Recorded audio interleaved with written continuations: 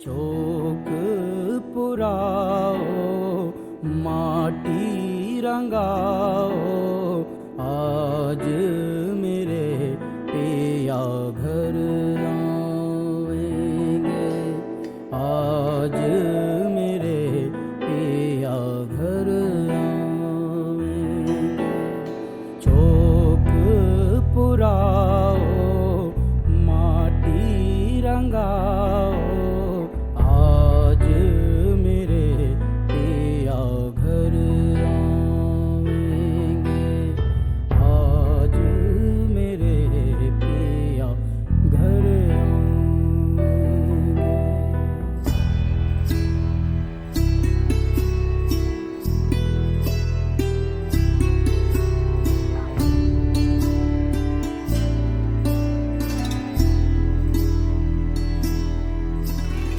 खबर सुनाऊं जो खुशी रे बताऊं जो, आज मेरे पिया घर आएंगे, आज मेरे पिया घर आएंगे। तेरी सखी मंगल गौरी धरती अंबर सजारी, उतरेगी आज मेरे पी की सवारी।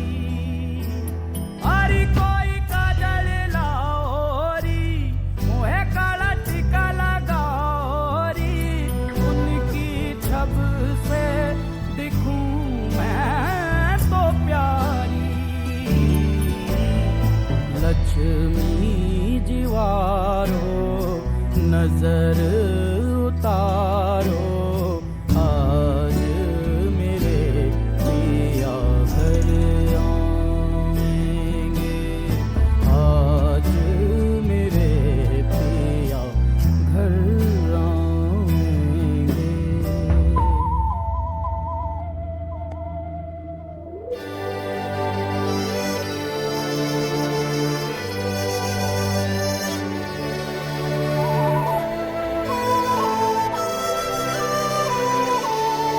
Hello hello hello hello hello hello hello hello hello hello hello hello hello hello.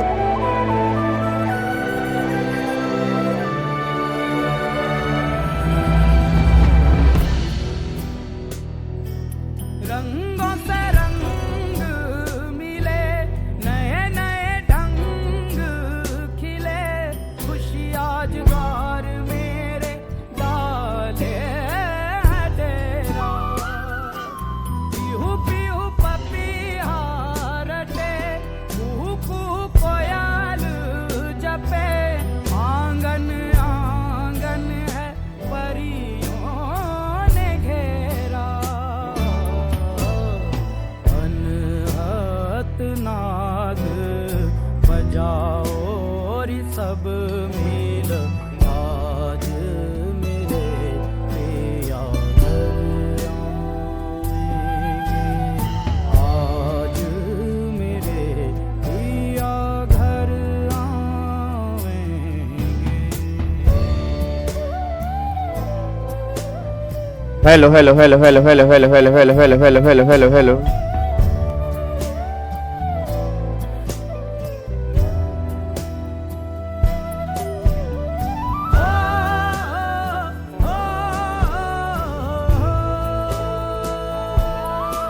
Good morning भाई, गुड मॉर्निंग जी। की हाल चाल वधिया हो सारे?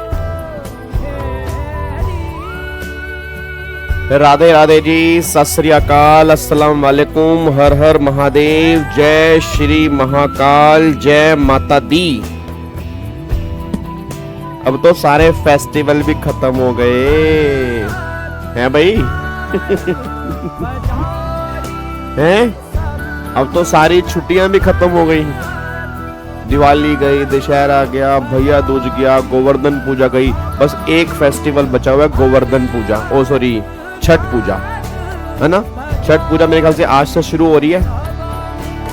छठ पूजा जो है मेरे ख्याल से आज से शुरू हो रही है। बस वो हमारा 2-3 दिन का फेस्टिवल बचा है, बाकी तो सारे फेस्टिवल खत्म हो गए। Oh my god. चलो जी, good morning, very good morning जी मेरे भिंडी, मेरे शिमला मिर्च कलर के बच्चों, क्या हाल चाल है? Good morning Seema, good morning Naaz, good morning Muskan, good morning Sagar, good morning Vansh, good morning Isha, good morning Vidya, good morning smarty Kansal, good morning Alok, Shivangi, Aryan, very good morning. के हाल चाल है भाई लोगों? बढ़िया सा है? कोई दिक्कत तो ना है? चलो बहुत बढ़िया जी। आ जाओ सारे बच्चे फटाफट से आ जाओ जी। ठीक है, तो आज से फिर दोबारा से हमारी जर्नी स्टार्ट होने जा रही है। जो हमने सुदर्शन बैच आईबीसी का जो हम कर रहे थे, उसमें 25 लेक्चर हमारे हो चुके थे। मैं उम्मीद करता हूं जो बीच में 5-6 छुट्टियां आपकी आई हैं, जिनका भी बैकलॉग था, सबने 25 लेक्चर बहुत बढ़िया तरीके से अच्छे से कर लिए होंगे।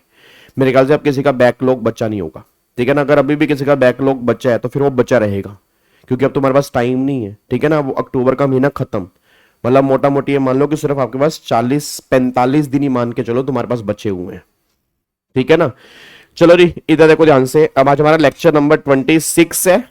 लास्ट लेक्चर के अंदर हमने chapter number 16 I think cover किया था। चैप्टर नंबर 17 वो अभी हमने बैलेंस रखा हुआ है। चैप्टर नंबर 17 जो है वो सीआर से इंटरलिंक है, उसको फिर हम सीआर के साथ में डिस्कस करेंगे। चैप्टर नंबर 18 आज हम यहाँ पे डिस्कस करने जा रहे हैं, जो हमारा सबसे इंपॉर्टेंट चैप्टर है जी। ठीक है ना? अब इस चैप्टर को सबसे इंपॉर्टेंट चैप्टर मार्क कर लो तुम। ये चैप्टर तुम्हारा बहुत इंपॉर्टेंट चैप्टर है, तुम्हारे एग्जाम में कंफर्म इसमें से क्वेश्चन बनेगा ही बनेगा। ऐसा हो ही नहीं सकता कि इस चैप्टर में से क्वेश्चन ना बने जी। आप अगर पास्ट ईयर पेपर उठाओगे, तुम्हें हर अटेम्प्ट में, सिंगल अटेम्प्ट भी ऐसा नहीं होगा इसमें से क्वेश्चन देखने को नहीं मिलेगा, तो हर अटेम्प्ट में इसमें से क्वेश्चन देखने को मिलेगा जी। सर और कितने रिवीजन क्लास होंगी? 25 और होंगी जी। मतलब आज ये मान लो कि 25 तारीख है ना, कल भी हमारी क्लास होगी जी, कल संडे को भी हमारी क्लास होगी।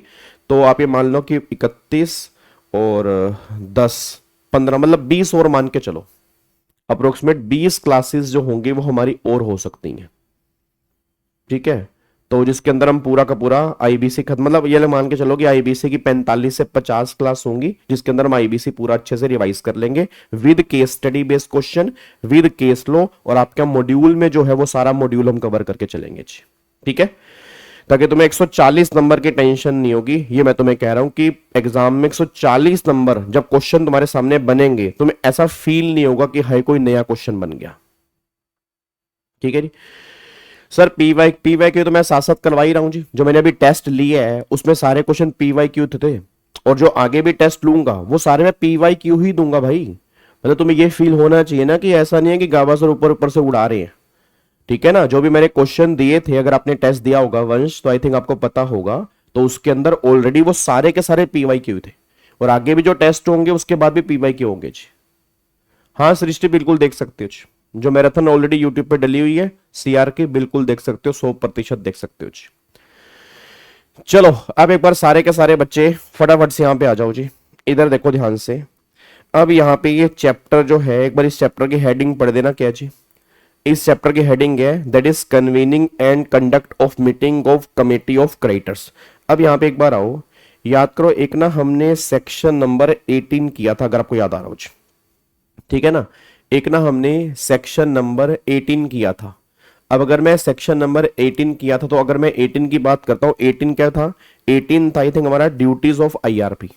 तो वहां पे ना आईआरपी की ड्यूटी में लिखा था कि आईआरपी का सबसे मेन काम जो होता है वो सीओसी को कॉन्स्टिट्यूट करना होता है। मतलब आईआरपी क्या करेगा? सीओसी बनाएगा, और सीओसी फिर अगले डिसीजन जो होगी वो आईबीसी में सीओसी लेती है। अब जितनी भी सीओसी की बेसिक बातें हैं ना, एक बार पहले फटाफट से वो देख लेते हैं, देन फिर हम सेक्शन नंबर 21 स्टार्ट करेंगे। उसके साथ में सेक्शन 24 भी स्टार्ट होगा, और जो भी साथ में रिलेटेड रेगुलेशंस होंगी वो भी हम साथ में डिस्कस करेंगे। अब एक बार यहां पे आना, देखो बेसिक बातें पहले इंट्रोडक्शन में क्या लिखी हैं। तो वो ये बात कह रहा है कि the banking law reform committee that is BLRC is its 2015 report set, मतलब 2015 में उन्होंने एक रिपोर्ट इशू की थी इस कमेटी ने। उसने बोला when a company fail to pay its debt the control of the company should shifted from the owner that is share holder to the creditor that is lender. मतलब याद है आपको मैंने क्या कहा था पहले? आईबीसी लॉ के अंदर था ना, आईबीसी लॉ में, पुराने आईबीसी लॉ के अंदर कंट्रोल क्रेडिटर्स के हाथ में नहीं था। मतलब पुराना आईबीसी लॉ डेटर्स के हाथ में था, और इस रिपोर्ट ने बोला कि सारा का सारा कंट्रोल जो है वो हमें किसको देना है? क्रेडिटर्स को देना है। Earlier under old law even after default the company owner still, देखो लिखा ना, still control the business, the BLRC found the unfair because the creditors money it at risk, they should have the right to decide what happen next. मतलब obvious सी बात है, एक बात तो मैंने तुम्हें पैसे दिए हैं, अब तुम कंट्रोल मुझे थोड़ा करोगे, मैं तुम्हें कंट्रोल करूंगा ना। अब सोच के बोलना, मैंने तुम्हें पैसे दिए, पैसा मेरा डूब रहा है, कंट्रोल भी तुम कर रहे हो, मेरे हाथ में क्या रह गया फिर? तो इसलिए इस रिपोर्ट के अंदर उन्होंने क्या बोला कि जो कंट्रोल है वो क्रेडिटर्स के हाथ में रहेगा, क्रेडिटर्स डिसाइड करेंगे कि अगला स्टेप क्या होगा। फिर उसने बोला so under insolvency and bankruptcy code India adopted A creditor in control model, मतलब इंडिया ने जो क्रेडिटर इन कंट्रोल मॉडल जो है वो अडॉप्ट की है। तो हमारे आईबीसी में पूरा का पूरा कंट्रोल किसके पास है? क्रेडिटर। इसीलिए तो हम सीओसी बना रहे हैं। एक बात बताओ, सीओसी ही रिजोल्यूशन प्लान अप्रूव करती है, सीओसी ही बताती है एप्लीकेशन विड्रॉ करनी है या नहीं करनी, सीओसी ही ये डिसाइड करेगी ये रिजोल्यूशन एप्लीकेंट जो है वो रिजोल्यूशन प्लान बना के दे सकते हैं। मतलब हर जगह चेक करो, हर जगह सीओसी की अप्रूवल है। इतने सारे अगर हमने सेक्शन किए तो हर जगह सीओसी की अप्रूवल है। तो ऑब्वियसली बात है ये आईबीसी का लॉ जो है वो क्रेडिटर इन कंट्रोल के ऊपर टिका हुआ है। That means once insolvency begun the committee of creditor take charge of the company की डिसर। उसके बाद देखो supreme court in the innovative industry case confirm the idea and said when a company default control should shifted to creditor not stay with the old management. वही same बात supreme court ने भी affirm की, जैसे कोई company insolvency में जाएगी, control जो है वो क्रेडिटर्स के हाथ में होगा, कंट्रोल ओल्ड मैनेजमेंट के हाथ में नहीं होगा। The CoC play a central role in this process. अब वो क्या रोल प्रोसेस करते हैं? It use its commercial judgement to decide if the company can revive. मतलब वो ये डिसाइड करेंगे कि कंपनी रिवाइव हो सकती है नहीं हो सकती। भाई सिंपल सी बात है, जिस पर्सन के 500 करोड़ रुपए लगे हैं वो डिसाइड करेगा कि कंपनी को बेचना है या कंपनी रिवाइव भी हो सकती है। और अगर रिवाइवल से फायदा है, ऑब्वियस सी बात है रिवाइव करेंगे, क्योंकि आईबीसी का मोटिव ही क्या होता है? रिवाइव करना। अगर उनको लग रहा है कि नहीं ये रिवाइव हो ही नहीं सकती, देन फिर वहां पर लिक्विडेशन की बात होगी। उसने देखो it support the resolution professional to run the company smoothly, मतलब ये रेजोल्यूशन प्रोफेशनल की हेल्प करेंगे। It goal is to maximise the value of the company asset and ensure a fair resolution. Obviously बात है, क्योंकि पैसा तो इनका लगा हुआ है ना, पैसा तो इनका लगा हुआ है। ठीक है जी। उसके बाद अगले पॉइंट पर आओ। अब यहां पर एक जजमेंट आई है, ये सुप्रीम कोर्ट की जजमेंट क्या कहती है, चेक करो सुप्रीम कोर्ट क्या कह रहा है। कह रहा है वंस इंसॉल्वेंसी बिगिन, जब एक बार इंसॉल्वेंसी स्टार्ट होती है, the interim resolution professional must form a committee of creditor, IRP COC बनाएगा, which include all financial creditors of the company. मतलब सीओसी में जो होंगे वो सभी के सभी फाइनेंशियल क्रेडिटर होंगे। अच्छा आगे जाके ना हम डिस्कस भी करेंगे, आगे जाके हम डिस्कस भी करेंगे कि अगर मान लो किसी कंपनी के फाइनेंशियल क्रेडिटर है ही नहीं, जैसे मान लो एक बच्चा कहता है सर एक कंपनी के फाइनेंशियल क्रेडिटर ही नहीं है, या एक कंपनी के फाइनेंशियल क्रेडिटर हैं बट वो सारे के सारे रिलेटेड पार्टी हैं। अब अगर आगे सेक्शन 21 में लिखा है रिलेटेड पार्टी जो है वो सीओसी का पार्ट नहीं बन सकता। अब मान लो मैं, अगर फॉर एग्जाम्पल मान लो मैं हूं, मैं लेट्स टेक एन एग्जाम्पल, मान लो मैं जो हूं मैं फाइनेंशियल क्रेडिटर नहीं हूं, मैं ऑपरेशनल क्रेडिटर हूं। ठीक है, तो मेरे केस में तो यहां पे सीओसी का पार्ट नहीं बन सकता। बट अगर मान लो मैं फाइनेंशियल क्रेडिटर हूं, मैंने तुम्हें लोन दिया है बट मैं तुम्हारा रिलेटेड पार्टी हूं, तो गवर्नमेंट कहती तो भी तुम सीओसी का पार्ट नहीं बन सकते। तो अगर फाइनेंशियल क्रेडिटर है तो पहले बस सीओसी का पार्ट वो बनेंगे, अगर वो नहीं है देन फिर ऑपरेशनल क्रेडिटर बनेंगे। वो आगे जाके हमारी बातें आएंगी।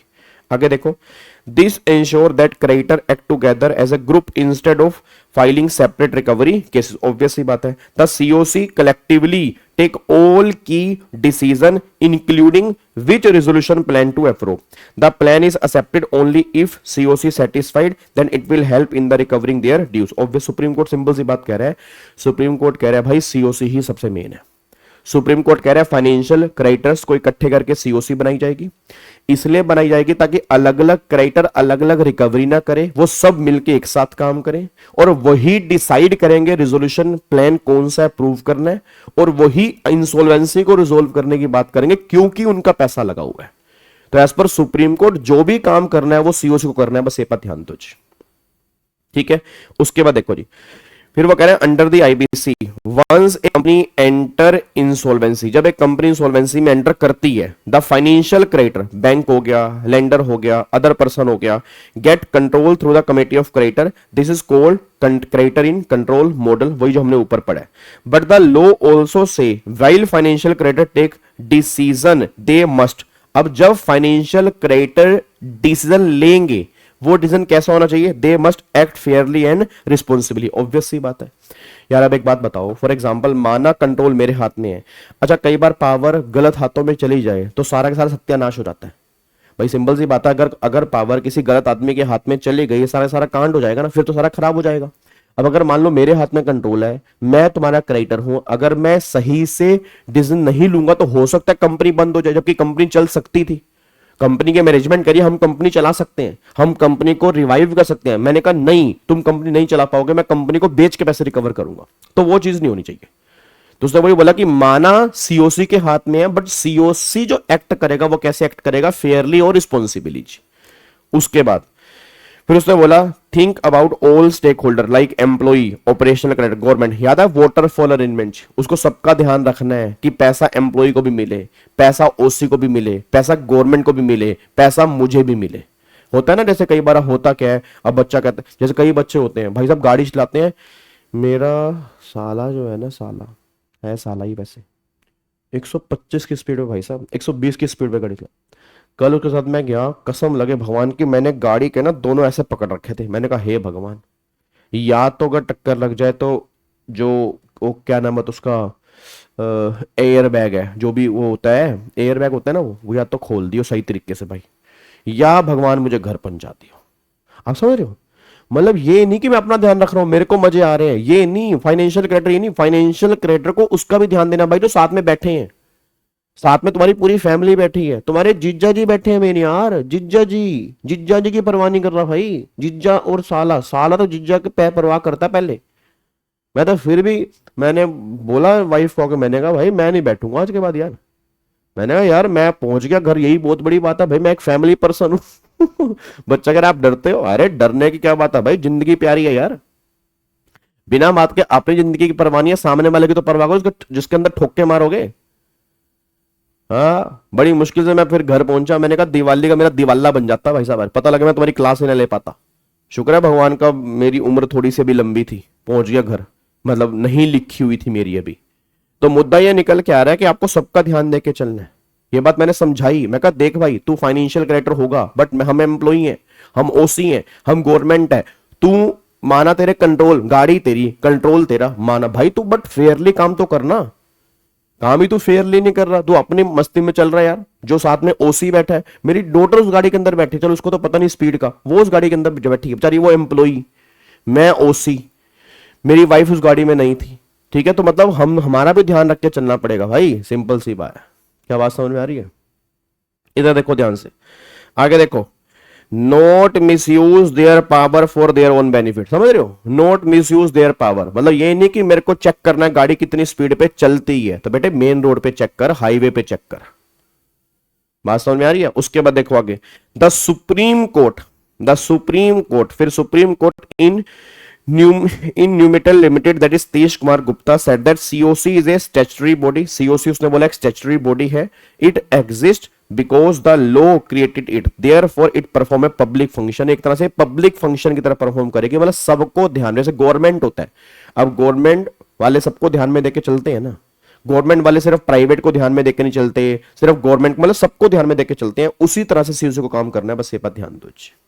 ठीक है, आगे देखो फिर, तो सीओसी मस्ट ऑलवेज एक्ट, कैसा एक्ट करना है? रीजनेबली, सही से एक्ट करना है जी, विद कॉशन, भाई ध्यान से, तरीके से, और इन द कॉमन इंटरेस्ट, सबके इंटरेस्ट में काम करना है। ये सीओसी यहां से तुम्हारे एग्जाम में क्वेश्चन बन सकता है, यहां से तुम्हारे एग्जाम में वो छोटी सी केस स्टडी बेस्ड क्वेश्चन यहां से बना सकता है, इसको इंपॉर्टेंट मार्क कर लेना। अच्छा, ये नोट्स जो है ना मैं तुम्हारे ग्रुप में भी डाल दूंगा, क्योंकि अगर आप चेक करोगे बुक में लैंग्वेज जो लिखी है वो पूरे पैराग्राफ लिखी है, उसको सिंपल की पॉइंट्स के अंदर मैंने यहां पे कन्वर्ट कर दिया, ताकि जब तुम एग्जाम में लिखो तुम्हें याद हो कि हमें लिखना क्या है। ठीक है ना? तो इसके नोट्स मैं ग्रुप में भी डाल दूंगा। उसके बाद देखो यहाँ पे, अब अगर अंडर द आईबीसी लॉ क्या है, सबसे पहला creditors play the most important role, वही बात आ गई सेम जी, क्रेडिटर जो है वो मोस्ट इंपोर्टेंट रोल अदा करेंगे आईबीसी के अंदर, डेटर यहां पर अदा करेंगे, बट सबसे मेन रोल किसका है? क्रेडिटर्स का, क्योंकि पैसे उन्होंने लेने हैं। तो कह रहे company insolvency process can be started not just by company itself but also by it's creditor. Either a financial creditor और एन ऑपरेशनल क्रेडिटर, कोई भी इंसॉल्वेंसी स्टार्ट कर सकता है। Formation of committee of creditor, फिर सीओसी बनेगी once the insolvency start. जब एक बार इंसॉल्वेंसी स्टार्ट हो जाएगी तो आईआरपी जो है वो सीओसी फॉर्म करेगा जिसमें सभी के सभी फाइनेंशियल क्रेडिटर्स होंगे। ये बात क्लियर है जी, सभी के सभी फाइनेंशियल क्रेडिटर होंगे। उसके बाद देखो IRP role until RP is appointed, ये बात तो हम पहले भी डिस्कस कर चुके हैं कि जो आईआरपी है वो तब तक रहेगा जब तक आरपी अपॉइंट नहीं होगा। जब आरपी अपॉइंट हो जाएगा तो आईआरपी की ड्यूटी खत्म हो जाएगी और आईआरपी ही आरपी बन सकता है या कोई दूसरा पर्सन भी आरपी बन सकता है। ये बात भी हमने यहां पे डिस्कस की थी। उसके बाद देखो पावर ऑफ सीओसी, सीओसी की पावर क्या है? From the first COC meeting, पहली सीओसी जो मीटिंग होगी, all major decision like appointment of RP, running the company as a going concern, approving resolution plan are taken by the COC। बताओ बचा क्या जी? गाड़ी मेरी है, मैं उसने बोल दिया मैं चलाऊंगा 125 की स्पीड पे चलाऊंगा, हो सके तो 130 की स्पीड पे भी चलाऊंगा। पावर पूरी सीओसी के पास है भाई, पावर पूरी। याद है जब बचपन के अंदर तुम क्या करते थे? सर बल्ला मेरा है तो बैटिंग मेरी 2 बार है, मैं आउट मानूंगा ना, मैं आउट हूं ही नहीं। ये हमने बचपन में हरकतें की हैं, ऐसे मत देखो मेरी तरफ। बचपन में ऐसा होता था, जिसका बल्ला उसकी 2 बार बैटिंग, जिसकी गेंद वो कई बार गेंद लेके भाग जाता था नालायक, कह रहा मैं गेंद लेके भाग रहा हूं। अब बल्ले वाला बल्ला लेके भाग गया, गेंद वाला गेंद लेके भाग गया, बाकी जो 4 प्लेयर थे जिनका कुछ भी नहीं था वो बेचारे देखते रह गए। हम क्या करें अब, क्योंकि ना उनका बल्ला ना उनकी गेंद। तो जिसके पास कंट्रोल है तो वो कंट्रोल करने की कोशिश करेगा। तो मेन की डिसीजन जो है वो सारे के सारे कौन लेगा? वो सीओसी लेगा फर्स्ट मीटिंग के अंदर। In short, once COC is formed, it become the main decision making body। ये बात ध्यान देना चाहिए। क्या बात समझ में आ रही है? आगे देखो withdrawal of the case under 12A। याद है 12A के अंदर जब हम एप्लीकेशन विड्रॉ करते हैं, अब 12A में जब एप्लीकेशन विड्रॉ करते हैं तो वहां पर मैंने कहा था कि सीओसी की अप्रूवल चाहिए होती है, ठीक है ना? याद है वहां पर मैंने अप्रूवल चाहिए होती है सीओसी की जब एप्लीकेशन विड्रॉ करते हैं। सेम बात यहां पर भी है। If after admission of insolvency the parties want to withdraw it, they can, but only if 90% of the COC members approve the withdrawal। वही सेम बात यहां पे निकल के आ रही है। अब यहां पे एक बार चेक करो जी, अब यहां पे सुप्रीम कोर्ट की ये जजमेंट इंपॉर्टेंट है, ये एग्जाम के अंदर कई बार बन चुकी है जी। अब ये जजमेंट क्या कहती है? सुप्रीम कोर्ट ने कहा classification under IBC between financial creditor and operational creditor is based on an intangible criteria and is neither discriminatory or nor arbitrary or nor violative of article 14 of Constitution of India। ये बात तो हमने पहले भी पढ़ी थी, मेरे को लग रहा है। ये बात तो मैंने आपको पहले बताई नहीं थी जब मेरे ख्याल से हम पढ़ रहे थे, कौन सा चैप्टर पढ़ रहे थे, वहां पर मैंने कहा था कि एफसी और ओसी में डिफरेंस है और डिफरेंस होना भी चाहिए, क्योंकि पैसा जो मोटा पैसा लगा है वो एफसी का लगा है, छोटे मोटे पैसे जो लगे हैं वो ओसी के लगे हैं। तो आप ये नहीं कह सकते कि दोनों में डिस्क्रिमिनेशन है। तो आर्टिकल 14 कहता है इक्वल राइट, तो इक्वल राइट को कोई यहां पे वायलेशन नहीं हो रहा। सुप्रीम कोर्ट ने अफर्म किया कि दोनों में डिफरेंस होना एज पर कॉन्स्टिट्यूशन है, कोई दिक्कत वाली बात नहीं है। यहां पर कहीं भी आर्टिकल 14 को हमने ओवररूल नहीं किया। आर्टिकल 14 अपनी जगह पे है, ये लो अपनी जगह पे है। बात समझ में आ रही है ना? तो वही बात यहां पे सुप्रीम कोर्ट ने बोला। फिर CoC is made up to financial creditor like bank, financial institution, not operational creditor. Why? Because अब देखो फाइनेंशियल क्रेडिटर ही सीओसी में क्यों होते हैं, उसका लॉजिक आ रहा है जी, ठीक है ना? फाइनेंशियल क्रेडिटर ही सीओसी में क्यों होते हैं उसका लॉजिक आ रहा है। अब देखो क्या कह रहे हैं, financial creditor bank, NBFC etcetera have the knowledge and experience to जज whether the company can be revive और ऑन। ऑब्वियस सी बात है यार, अब जो बंदा 10 करोड़ 50 करोड़ 20 करोड़ का लोन दे रहा है वो पागल तो नहीं होगा ना, लल्लू तो नहीं होगा बिल्कुल ही। भाई सिंपल सी बात है यार, एक बात हो तो 10 करोड़ रुपए का लोन दे रहा है, उसने कमाई भी तो होंगे, तो कमाया तो दिमाग से ही होगा। ऐसा तो नहीं कि सट्टे से पैसे आ रहे हैं और फिर वाइट में लोन दे रहा है, गवर्नमेंट की नजरों के सामने लोन दे रहा है। उसने कई सारे प्रोफेशनल, कई सारे अकाउंटेंट रखे होंगे, तो नॉलेज तो उसको होगी, तो उसको पूरी नॉलेज है कि कंपनी को रिवाइव कैसे करना है, क्योंकि कई बार उसने खुद अपनी कंपनी को भी रिवाइव किया होगा। बात समझ में आ रही है ना? तो बिजनेसमैन जो है, बिजनेसमैन की बात एक अलग है, सैलरी क्लास की सोच बिल्कुल अलग होती है, बिजनेसमैन की सोच बिल्कुल अलग होती है। बिजनेसमैन रिस्क लेने की कैपेबिलिटी रखता है, सैलरी क्लास पर्सन जो है वो रिस्क लेने से थोड़ा सा डरता है। बात समझ लो, बिजनेसमैन कहता है चल कोई बात नहीं होने दे, सैलरी क्लास कहता है नहीं ये पैसा है इसको बचा के रखो, सेव करके चलो। तो उसको नॉलेज होती है जो फाइनेंशियल क्रेडिटर होते हैं। तो पहला रीजन तो ये है, इसलिए हम एफसी को सीओसी में डालते हैं। दूसरा वो कह रहे हैं they can also negotiate and restructure loan, for example by reducing interest, extending repayment time, by converting debt into equity। जैसे अभी आपको पता हो यस बैंक वाले केस में आई थिंक ऐसा हुआ, यस बैंक वाला क्या वीआई वोडाफोन वाले केस में ऐसा हुआ कि आई थिंक गवर्नमेंट ने 49% जो स्टेक है उसका लिया, 49% लेने की बात अभी चल रही है कि भैया तुम मेरे डेट को इक्विटी में कन्वर्ट कर दो, अगर आपको पता हो लग रहा हो। अभी ये न्यूज मार्केट में थी कि जो वीआई है वो पैसा चुका नहीं पा रही थी, तो गवर्नमेंट ने कहा ठीक है फिर हमारे डेट को इक्विटी में कन्वर्ट करो। अब डेट किसका, ऑब्वियसली बात है गवर्नमेंट का था, पैसा चुकाना था भाई, जो पैसा गवर्नमेंट को देना था अगर तुम नहीं दे रहे उसको इक्विटी में कन्वर्ट करो। ऐसे ही बैंक कहता है भाई डेट को इक्विटी में कन्वर्ट करो। अब ये पावर किसके पास है, एफसी के पास है ना, ओसी के पास पावर कहां से होगी, ओसी के पास पावर कहां से होगी, क्या बात सुन रहे हो, ओसी के पास पावर कहां से होगी, ओसी के पास तो पावर ही नहीं है इस चीज की। तो इसलिए गवर्नमेंट ने कहा ये पावर ही एफसी के पास होती है, इसलिए एफसी को हम सीओसी का पार्ट बनाना चाह रहे हैं। उसके बाद देखो their main focus is on the business viability, ठीक है, whether the company can survive and make profit again. On the other hand अब ओसी में क्या दिक्कत है, OC supplier vendor employ generally don't have the expertise to assess a company financial health. Obvious सी बात है यार, अगर ऐसा होता तो वो एम्प्लॉय क्यों होते भाई। मैं प्रोफेशनल्स की बात नहीं कर रहा, मैं एम्प्लॉइज नॉर्मल बात कर रहा हूं, एम्प्लॉइज मतलब वर्कमैन की बात कर रहा हूं। अगर उनको इस लेवल की नॉलेज होती तो अपना खुद का स्टार्टअप कर लेते ना, खुद का बिजनेस कर लेते। और 100 में से हो सकते हैं 2-3 एम्प्लॉई हो, बट बात हो रही है मेजरली की। तो मेजर एम्प्लॉय को इस बात की फाइनेंशियल पोजीशन कैसे स्ट्रॉन्ग करनी है उनको इस बात की नॉलेज नहीं होती है। They mostly want their pending payment back, not to take part in restructuring और टेक रिस्क। वही बात आ गई ना कि एम्प्लॉय क्लास रिस्क लेने की बात नहीं करेगा, वो कहेगा भाई बस मेरा पैसा वापस कर दो, मुझे मेरा पैसा वापस करो, मेरी सैलरी वापस करो, मेरे को छोड़ो पर, मेरे को भैया नहीं, मेरे को रिस्ट्रक्चरिंग मेरे को समझ में नहीं आती भाई, मेरी सैलरी बनती है 4 लाख रुपए की सैलरी पेंडिंग पड़ी है, भगवान का वास्ता मेरे 4 लाख रुपए दो, जो तुम्हें करना वो करो जी। तो इसलिए ओसी जो है वो सीओसी का पार्ट नहीं बनते। अब बच्चा कह रहा है बनते तो है, मेरे बच्चे वो तब बनते ना बहुत मजबूरी हो, बहुत ही मजबूरी हो, ठीक है ना, जब एफसी हो ही ना।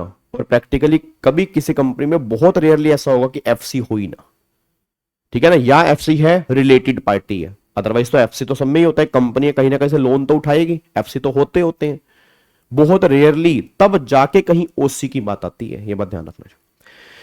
उसके बाद देखो under the insolvency bankruptcy code the committee of creditor play a very important and powerful role but also a very difficult and responsible one. अब क्लियर ड्यूटी, पहली बात तो ड्यूटी क्लियर करनी पड़ेगी। The law clearly define what COC has to do, there is no confusion about its role. उसके बाद support from RP, RP support मिलेगी। Keeping the company alive, company को जिंदा रखना है, कंपनी को मारना नहीं है, ठीक है ना, कंपनी को गोइंग कंसर्न में चलाना है। उसके बाद डिसीजन मेकिंग पावर, सीओसी को ये डिसाइड करना है कि how much money can be spent, what fee should be paid to RP, whether to continue with the same RP और रिप्लेस देम, ये सारी पावर सीओसी की होती हैं। फिर बिजनेस वाइबिलिटी असेसमेंट, बिजनेस चल सकता है नहीं चल सकता, या कोई बिजनेस चेंज करना है, या बिजनेस बंद करके लिक्विडेशन में जाना है, ये सारी पावर सीओसी के पास है।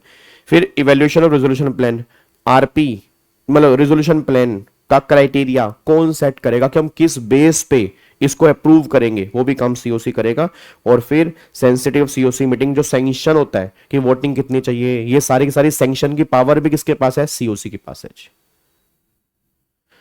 सर एक पर्सन एफसी भी है और ओसी भी है तो क्या होगा, तो एफसी के लिए सेक्शन 7 में जाएगा, ओसी के लिए 8 और 9 में जाएगा जी। ये बात तो हमने पहले भी डिस्कस की थी और ये पॉसिबल है, बिल्कुल हो सकता है जी।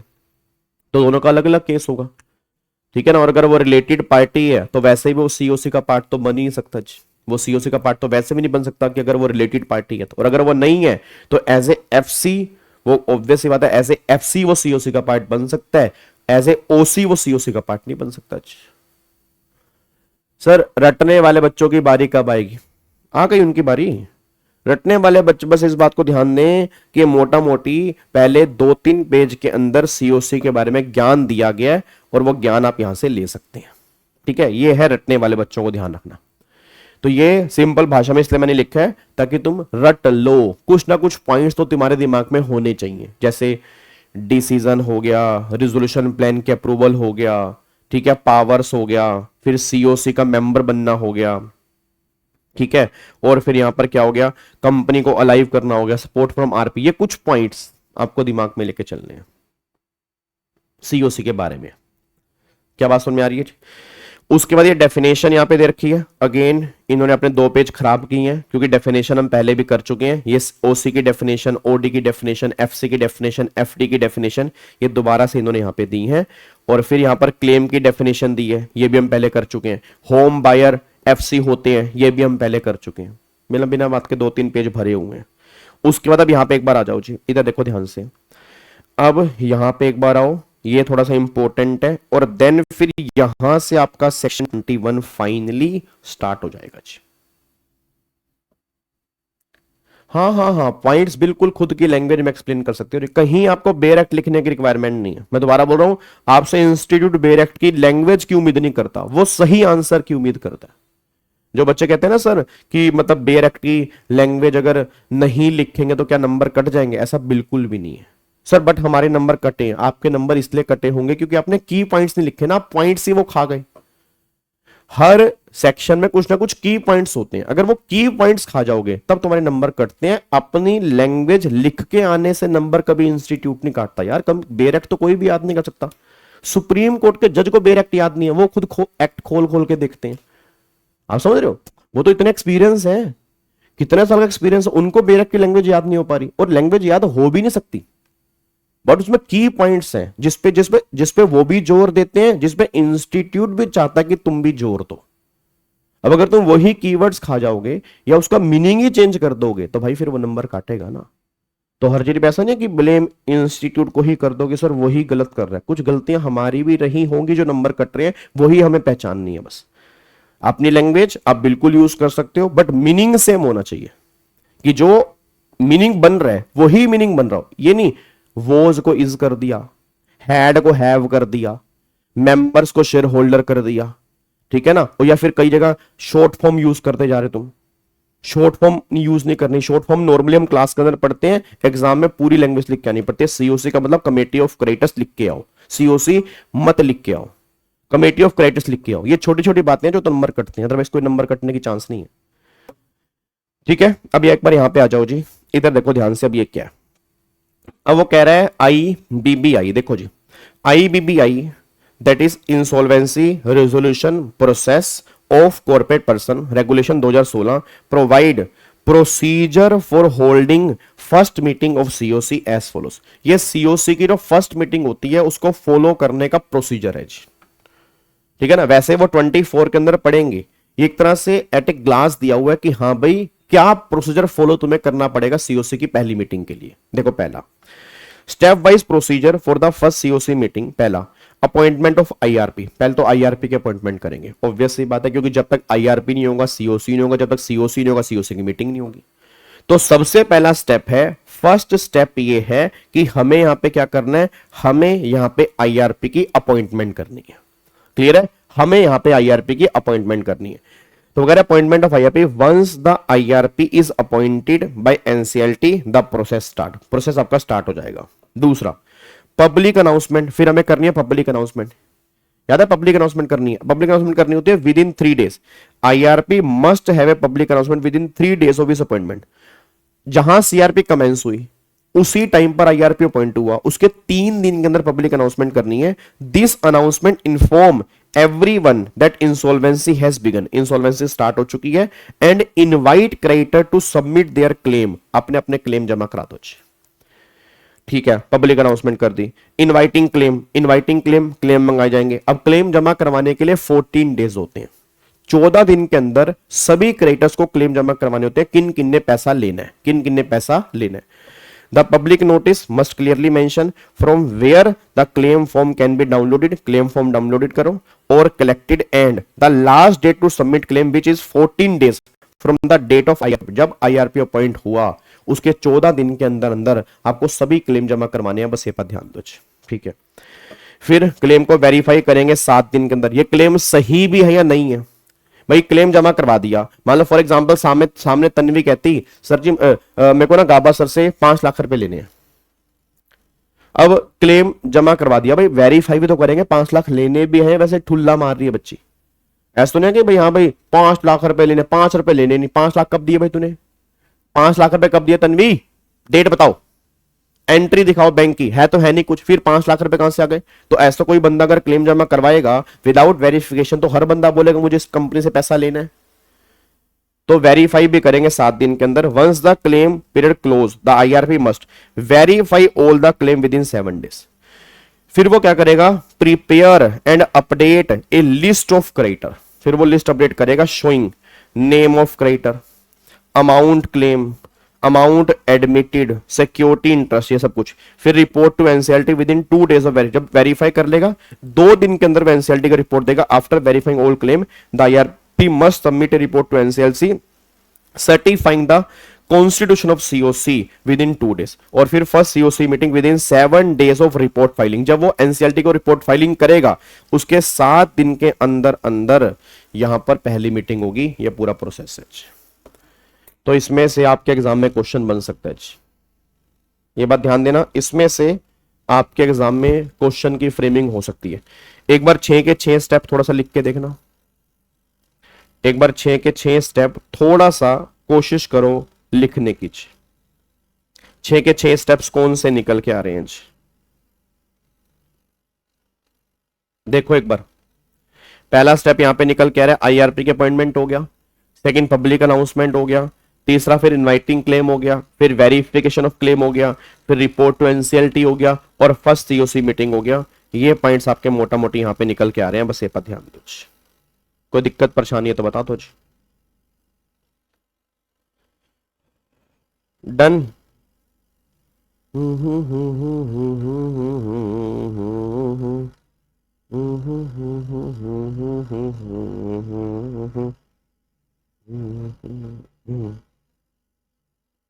बोल बा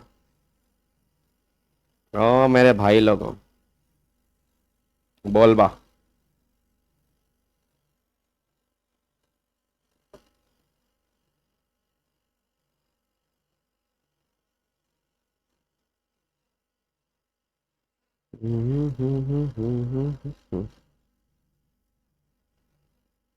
डन जी। यार तुम बोलते नहीं, क्या बात? मैं तुम्हारा मैसेज ढूंढता रहता हूँ कि कोई बच्चा बोलेगा बोलेगा बोलेगा, भाग जाता, मतलब नींद, तुम्हारी नींद लग जाती है क्या? अगर नहीं बोलना तो फिर बताओ, फिर मैं, मेरे को तो पता क्या होता है, फिर मैं तो मन करता है मैं रिकॉर्डेड करके डाल दिया करूं ताकि अपनी स्पीड में तुम सुन लो आराम से। कई बार मेरे को पता क्या लगता है कि मैं कहीं तुम्हारा 1 घंटा वेस्ट तो नहीं कर रहा, ठीक है ना? वो अगर फिर बोलोगे नहीं, मैं फिर ऐसे देखो इतने में तो मैं रिकॉर्डेड क्लास में तो आगे निकल लेता। जल्दी बताओ, कोई दिक्कत तो नहीं है? डन, चलो। तो ये पॉइंट्स आपके निकल के आ रहे हैं आपकी जो सीओसी की फर्स्ट मीटिंग होगी उसके लिए। अब अगले पॉइंट पर आओ जी। अब यहां से आ जाओ, यहां पे अब जाके हमारा सीओसी मेन स्टार्ट हो रहा है।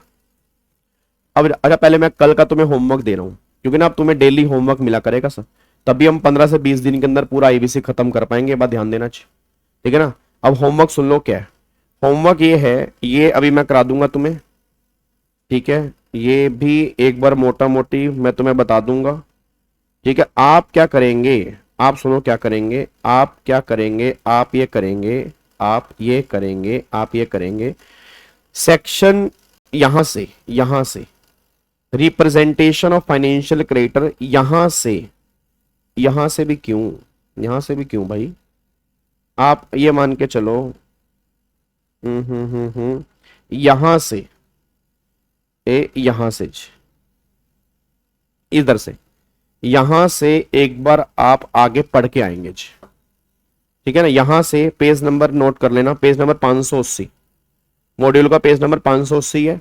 यहां से एक बार आप सेक्शन 21 ये सारा का सारा एक बार आप आगे पढ़ के आएंगे, ठीक है जी? सेक्शन 21 पूरा आप एक बार पढ़ के आएंगे कल की क्लास से पहले, ठीक है ना? और कल फिर मैं इसके केस स्टडी बेस्ड क्वेश्चन बना के लेके आऊंगा क्योंकि इसमें से कंफर्म क्वेश्चन बनना ही बनना है, तो उस केस स्टडी बेस्ड क्वेश्चन को भी हम डिस्कस करेंगे और कल इस पूरे सेक्शन को फिर हम पैकअप भी कर देंगे, ठीक है? अब एक बार यहां पे आ जाओ, इधर देखो ध्यान से। अब यहां पे चेक करते हैं क्या है सीओसी के बारे में।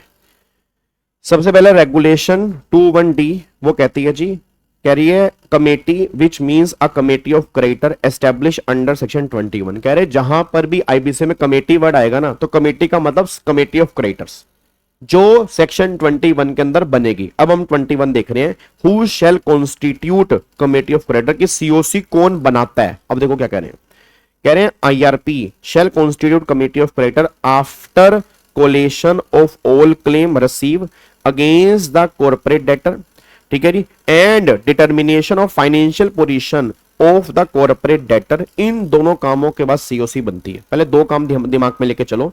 पहली बात तो सारे के सारे क्लेम जो मिले उसको कोलेट करो, सीक्वेंस में लगाओ कितने कितने क्लेम है, एंड कंपनी की फाइनेंशियल पोजीशन को डिटरमाइन करो। इन दोनों कामों करने के बाद सीओसी बनानी पड़ेगी। रेगुलेशन 13 ऑफ आईबीबीआई वो ये बात कहती है, रेगुलेशन स्टेट दैट आईआरपी मतलब इंसॉल्वेंसी रिजोल्यूशन प्रोफेशनल और the resolution professional as the case में be shall verify every claim. वो हर क्लेम वेरीफाई करेगा, शेल वेरीफाई एवरी क्लेम, ध्यान रखना एवरी क्लेम वेरीफाई करना, और मैंडेटरी है, ऑप्शनल नहीं मैंडेटरी है। As on the insolvency commencement date within 7 days from the last date of receipt of the claim, वही बात जो भी हम पढ़ के आए हैं।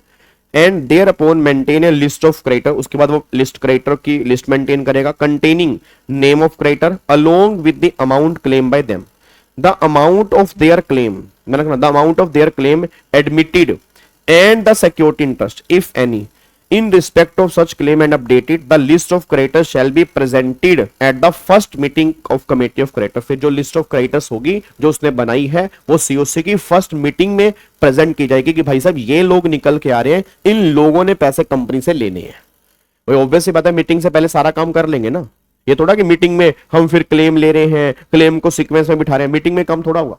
मीटिंग से पहले सारा काम हमें खत्म करना है, फिर सीओसी की पहली मीटिंग होगी, ठीक है जी। अब देखो composition, types of committee of creditors, committee with financial creditor, main तो वही होती है। फिर committee with only operational creditor, ये तो बात की बात है। Committee with only creditors in class, मतलब क्रेडिटर इन क्लास अगर मान लो सिर्फ क्रेडिटर है ही क्लास वाले, जैसे मैंने कहा था ना कि एक जैसे कैटेगरी क्रेडिटर्स हैं, ठीक है, जिनके नॉर्मली रिप्रेजेंटेटिव होते हैं, ठीक है, उनको आगे एक रिप्रेजेंट करना पड़ता है। कई सारे सेम क्लास ऑफ क्रेडिटर्स हैं, याद है पॉइंट हमने डिस्कस भी किया था पहले, अगर आपको याद आ रहा हो, आई थिंक सेक्शन नंबर 7 के अंदर जब हमने फाइनेंशियल क्रेडिटर की एप्लीकेशन डालनी थी, और वही वहां पे लिखा भी था सेक्शन 21 की जो प्रोविजो है, वो दोबारा से पॉइंट यहां पर भी आएगा।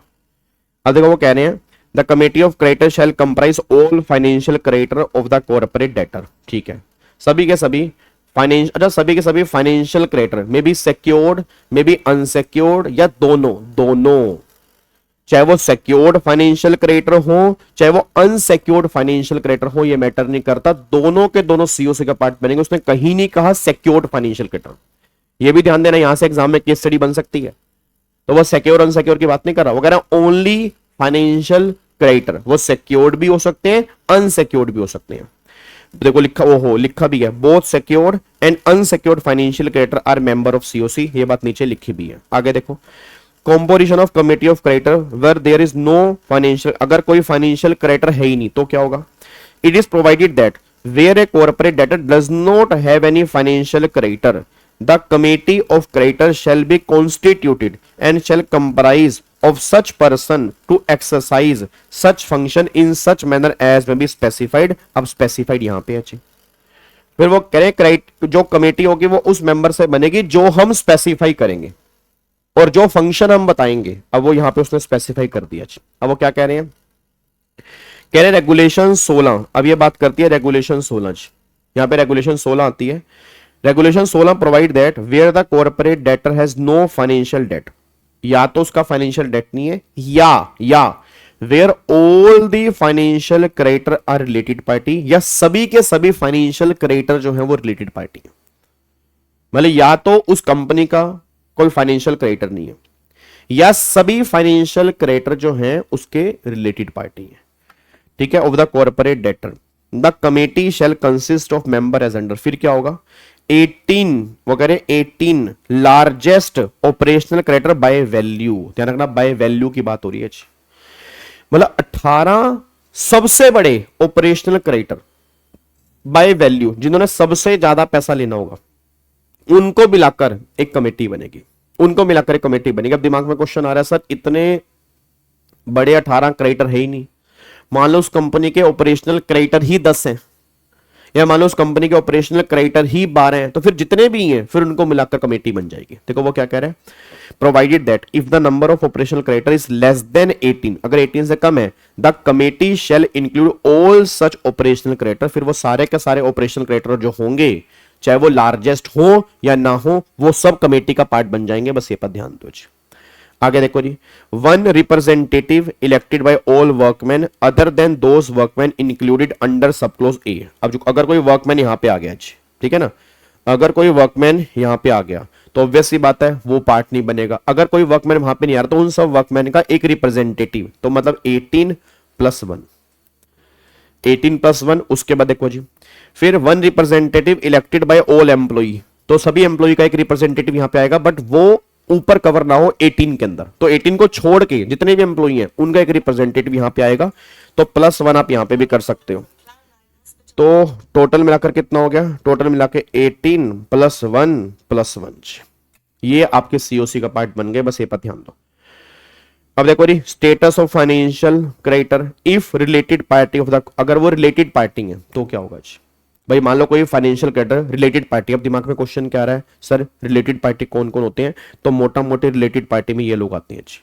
वैसे अगर आप चेक करोगे लंबी चौड़ी डेफिनेशन है, बट वो सारी की सारी डेफिनेशन जो है वो इसमें कंक्लूड हो जाती है, ठीक है ना। तो ये रिलेटेड पार्टी की डेफिनेशन में कवर होंगे, तो अगर ये रिलेटेड पार्टी है तो वो सीओसी का पार्ट नहीं बन सकते। तो वही बताने जा रहा है कि अगर कोई फाइनेंशियल क्रेडिटर कॉर्पोरेट डेटर का रिलेटेड पार्टी होगा तो क्या होगा। देखो यहां पे क्या लिखे, तो उसने बोला है first proviso to section 21(2) provided that financial creditor और द ऑथराइज रिप्रेजेंटेटिव, उसका representative of financial creditor, if it is a related party of the corporate debtor shall not have any right, उसको कोई राइट नहीं है किस चीज का, representation, represent करने का, पार्टिसिपेशन, पार्टिसिपेट करने का, और voting in a meeting of CoC, ये कोई राइट उसको है ही नहीं, ये कोई राइट नहीं है। अगर वो रिलेटेड पार्टी है, ना वो रिप्रेजेंट करेगा, ना वो पार्टिसिपेट करेगा, और ना ही वो वोटिंग करेगा, ये सारे राइट खत्म हो जाएंगे अगर कोई एफसी कॉर्पोरेट डेटा का रिलेटेड पर्सन है। फिर committing only with creditors in class, अब where the corporate debtor has only creditor in class, मतलब ना ओसी है ना एफसी है, सिर्फ क्रेडिटर इन क्लास है, तो क्या होगा, and no other financial creditor eligible to join committee, the committee shall consist only the authorised representatives, मतलब उसके अंदर फिर रिप्रेजेंटेटिव्स जो होंगे उसकी कमेटी बनेगी according to 524 related party in relation to corporate debtor means. अब यहाँ पे रिलेटेड पार्टी के बारे में यहाँ पे लिखा है जी। अब एक बार चेक करना यहाँ पे कौन कौन रिलेटेड पार्टी में आ रहे हैं जी। एक बार फटाफट से यहाँ पे मोटा मोटी, या डेफिनेशन याद नहीं करनी, आपको ध्यान रखना चाहिए, डेफिनेशन याद करने की रिक्वायरमेंट नहीं है, बस एक बार मोटा मोटी देख लो रिलेटेड पार्टी में कौन कौन आ रहा है। चेक करो एक बार रिलेटेड पार्टी में कौन कौन आ रहा है।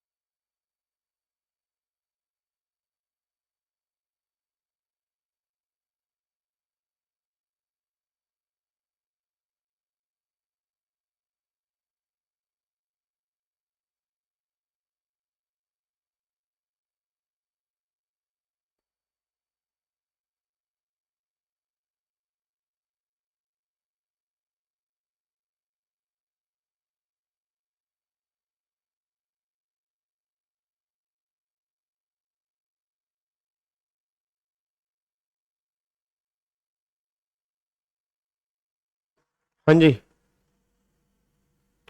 देख लिया जी।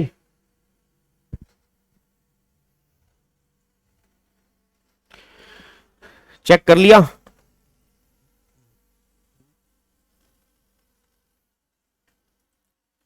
अब एक बार चेक करो रिलेटेड पार्टी में कौन कौन आ रहा है। रिलेटेड पार्टी में वो कह रहे हैं रिलेटेड पार्टी मींस पर्सन और एंटिटी हैविंग क्लोज कनेक्शन और control over the corporate debtor such as.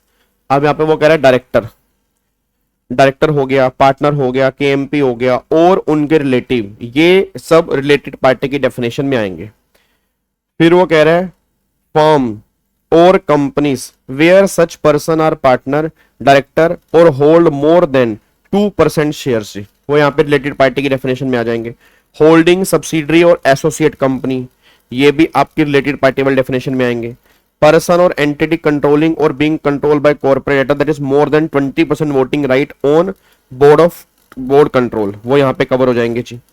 फिर यहाँ पर एनीवन गिविंग और taking instruction from the corporate debtor की पर्सन, अगर कोई इंस्ट्रक्शन दे रही है, इंस्ट्रक्शन ले रहा है, तो वो यहाँ पे कवर हो जाएगा जी। ठीक है। और फिर person involving policy making, common director, staff exchange और टेक्निकल कोलैबोरेशन, इट मींस अगर कोई पर्सन इसमें इन्वॉल्व है तो वो सब रिलेटेड पार्टी की डेफिनेशन में कवर हो जाएंगे। ये सब आपके रिलेटेड पार्टी में आते हैं जी। तो मोटा मोटी ना, अच्छा ये डेफिनेशन ना आई थिंक आपने पहले भी कहीं थोड़ी बहुत देखी होगी जी, मतलब मुझे जो लग रहा है शायद ये डेफिनेशन आपने पहले भी कहीं देखी है, शायद, if I am not wrong. मतलब ऐसी ऐसी डेफिनेशन शायद आपने कंपनीज एक्ट के अंदर थोड़ी बहुत देखी हो जी।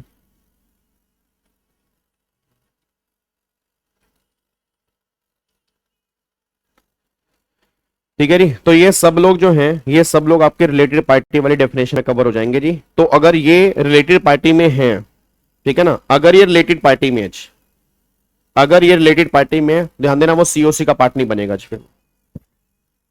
ठीक है ना वो सीओसी को रिप्रेजेंट करेंगे, ना वो सीओसी का उनको वोटिंग राइट होगा, और ना ही सीओसी के अंदर वो पार्टिसिपेट कर सकते हैं। बस ये पर ध्यान दो। क्लियर है? डन। चलो जी, अब अगले पॉइंट के ऊपर आओ जी, एक बार यहां पे। अब नेक्स्ट पॉइंट के ऊपर आ जाओ। नेक्स्ट पॉइंट क्या है जी?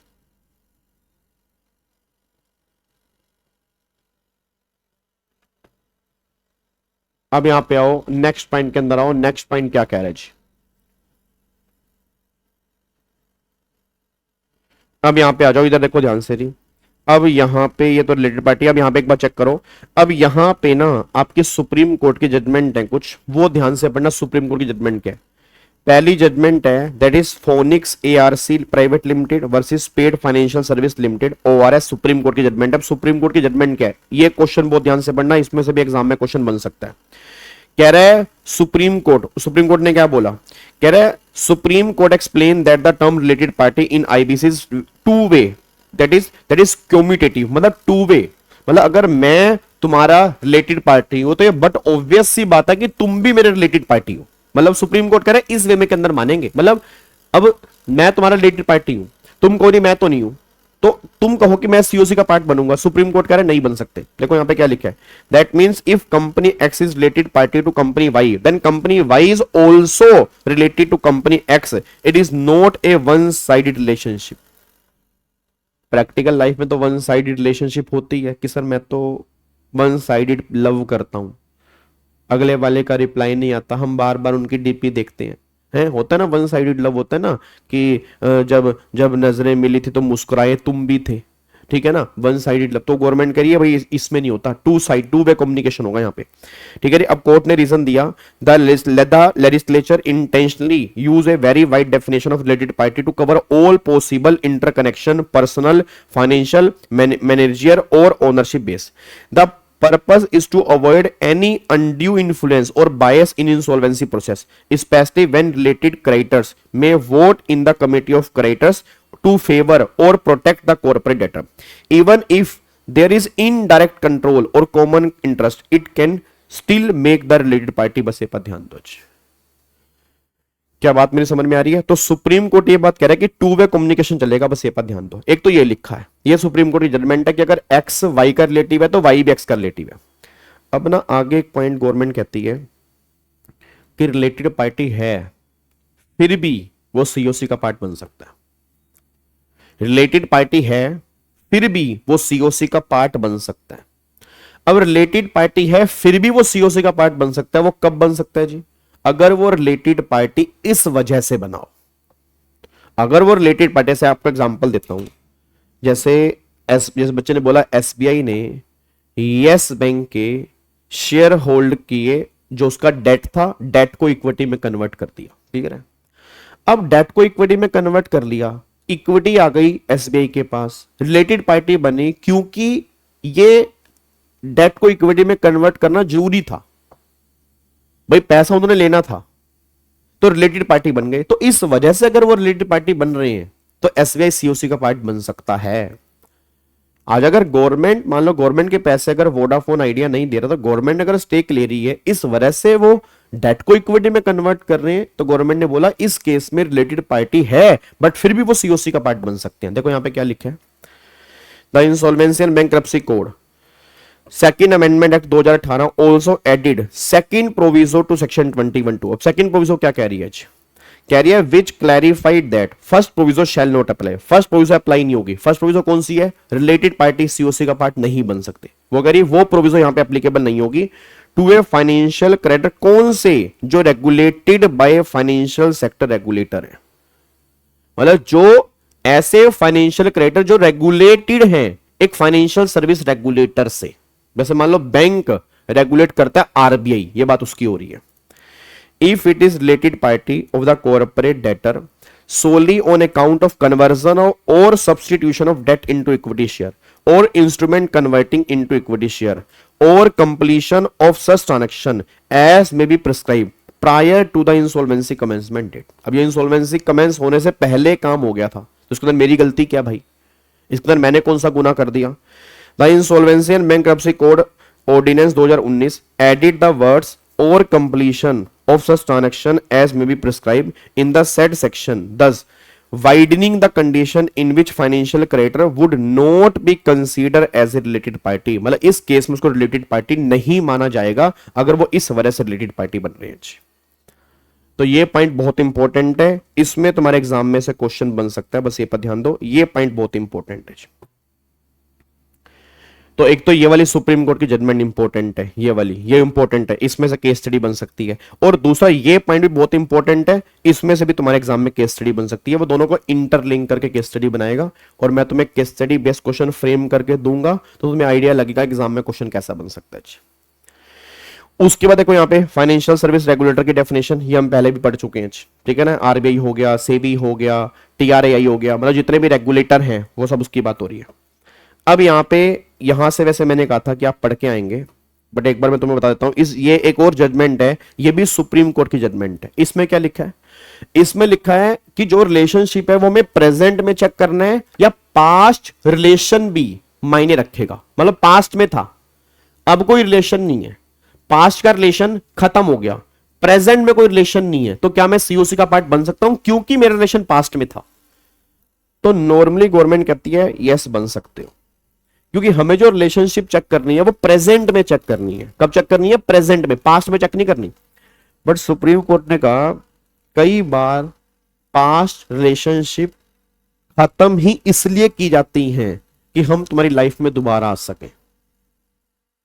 समझ रहे हो क्या कहना चाह रहे सुप्रीम कोर्ट? कह रहा है क्या पता तुमने वो शेयर्स इसीलिए बेचे हो कि ताकि तुम सीओसी का पार्ट बन सको, कि चलो पहले मैं बेच देता हूं। मतलब आपका इफेक्ट क्या है? अगर आपने जेन्युइन मान लो 2 साल पहले बेचे थे, उस टाइम कोई इंसॉल्वेंसी की बात भी नहीं चल रही थी। तुमने 1 साल पहले बेचे, उस टाइम कोई इंसॉल्वेंसी की बात भी नहीं थी। तुमने भी 2 महीने पहले शेयर बेचे, इंसॉल्वेंसी की बात मार्केट में चल रही है, साफ पता लग रहा है कि तुम सीओसी के पार्ट बनना चाह रहे हो। तुम्हें लगा कि अगर मेरा रिलेशन रहेगा तो मैं सीओसी का पार्ट नहीं बन पाऊंगा, तो क्यों ना मैं शेयर बेच देता हूं ताकि मैं रिलेटेड पार्टी से बाहर हो जाऊं। गवर्नमेंट ने कहा वो काम नहीं चलेगा। आप अगर यहां पे चेक करोगे, देखो ये एक बार आपने पढ़नी है, आपको मैं क्रक्स दिखा रहा हूं, रटने वाले बच्चे अब ध्यान दें। Current related party excluded from CoC, वो तो सीओसी से बाहर ही है। Past related party who pretended to exist just before insolvency, that is still excluded, वो भी एक्सक्लूडेड है। Past related party who genuinely ended tiles, मतलब लॉन्ग एगो, बहुत पहले, तो फिर वो गवर्नमेंट कह रही है अलाउड है, फिर कोई दिक्कत वाली बात नहीं है। तो हमें यहाँ पे प्रूफ देखना पड़ेगा, आपको मैं सेटिस्फाइड करना पड़ेगा कि आपने ये रिलेशन क्यों खत्म किया, क्या रीजन था, या उस टाइम मार्केट में इंसॉल्वेंसी की बात थी भी या नहीं थी। तो फिर गवर्नमेंट ये बात कह रही है, उसके अकॉर्डिंग हम चेक करेंगे। बट पास्ट रिलेशनशिप और प्रेजेंट रिलेशनशिप जो है वो दोनों के दोनों चेक होंगे सुप्रीम कोर्ट। प्रेजेंट तो होगा ही होगा, पास्ट को भी हम चेक करेंगे अगर वो प्रेजेंट पे इफेक्ट डाल रहा है। तुम्हें सबको पता, कई बार पास्ट प्रेजेंट बड़ा गंदा इफेक्ट डालता है जी। क्यों आलोक, बात सही है नहीं है? बताओ, बात तो बिल्कुल सच है। कई बार पास्ट, कई फ्यूचर, पास्ट हमारा प्रेजेंट खराब कर देता है, कई बार इतना गंदा पास्ट होता है। तो फिर गवर्नमेंट कह रही है कि नहीं, पास्ट को भी हम लेके चलेंगे, अगर वो फ्यूचर प्रेजेंट खराब करेगा हमारा तो भैया फिर पास्ट को भी हम एक्सक्लूड करके चलेंगे, हम उसको सीओसी का पार्ट बनाएंगे ही नहीं। और अगर अब मेरे वाला नहीं, बहुत पहले की बात है यार, पास्ट तो बहुत पुराना था, मतलब जब बचपन का प्यार भूल नहीं जाना रहे, वो स्कूल की बातें थी होती थी, वो स्कूल भी खत्म हो गया, 8-10 साल भी हो गए, तो अब कोई इतना कोई दिक्कत वाली बात नहीं है, अब हम सीओसी का पार्ट बना सकते हैं। क्या कहते हो लोग, बात समझ में आ रही है? पक्का पक्का। तो ये पॉइंट फिर आपको यहां पे निकल के आ रहा है। अब सुनो ध्यान से जी, अब यहां से आपने रीड करके आनी है, दैट इज कंजोर्टियम बोरोइंग। यहां से एक बार आपने पढ़ के आना है कि कंजोर्टियम बोरोइंग का क्या होती है, उसका क्या क्या ट्रीटमेंट होता है, उसमें सीओसी का पार्ट हम कैसे बनेंगे, कौन सीओसी का पार्ट बनेगा, यहां पे एक बार आप मेरे को बताओगे। तो ये पूरा सेक्शन 21 अब एक बार आगे आप इसको रिवाइज करके आएंगे। डन। और कल फिर इसके मैं केस स्टडी बेस्ड क्वेश्चन बना के लेके आऊंगा जो आप सोल्व करेंगे। ठीक है जी, चलो तो फिर बाकी मिलते हैं कल वाली क्लास में, सेम टाइम 8:30 बजे सेम जगह। ओके जी, bye bye, tata, thank you so much, Jai Hind, god bless you, love you all, bye bye, take care, thank you so much. Like और कमेंट करके जरूर जाया करो, अगर आपको अच्छा लगता है तो जरूर शेयर भी किया करो हर बच्चे के साथ में। Thank you so much.